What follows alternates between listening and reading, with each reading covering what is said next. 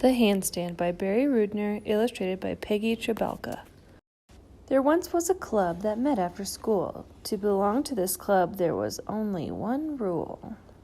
It wasn't a password or learning commands. You just had to learn to stand on your hands. To some, this was easy or nothing at all. Although upside down, they all stood up tall. For one little boy, with all of his might, as hard as he tried, it never was right. He tried against walls, his friends lent a hand. He just could not learn to stand on his hands. He practiced from morning, the boy tried through dinner.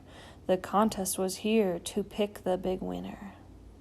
The child to hold the handstand the longest was known in the club as the strongest of strongest. He watched from a distance, the boy felt alone, but another was watching from a steel-wheeled throne. The boy walked away scuffing his heels. He noticed this child in the seat with 4 wheels. This girl on the chair then said with a grin, "I know of a way you surely can win." "How?" asked the boy who could walk on 2 feet. "Simple," she answered as she sat in her seat. "The chicken crossed the street," she continued, "to get to the other side. But how did the chicken cross the street without ever taking a stride?" The boy who could walk then scratched his head, unsure what the girl in the seat had said.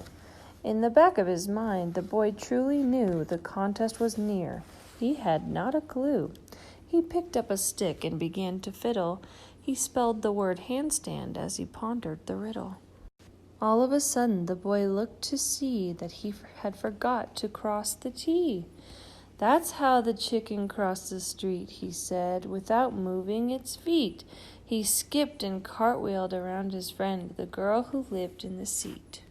"Come on," he said before they began. "You taught me the way that we both can win." They wheeled and walked as fast as they could. They joined the line where the members all stood. The members just laughed. They did not understand how the boy and his friend could do a handstand. But when it was time to start their handstands, both lifted their feet and stood on their hands. One by one, as they rolled to the ground, the members could not believe what they found. And when the 2 friends were the last 2 to beat, the boy who could walk rose first to his feet. This boy who could only think about winning thanked his friend who sat there just grinning.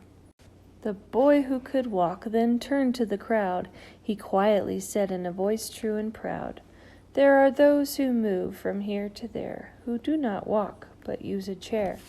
There are some who read in dark of night by fingers that do not need light. There are those who sing within their hearts who cannot hear the flats or sharps. For even those who cannot walk or cannot hear the words we talk or cannot see a deep blue sky are nothing less than you and I. They too have dreams they wish to keep. Their minds still dance though senses sleep. The boy who could walk would never again, not ever forget the needs of his friend. For the girl in the sea gave meaning to strong. She showed there are many ways to belong." The end.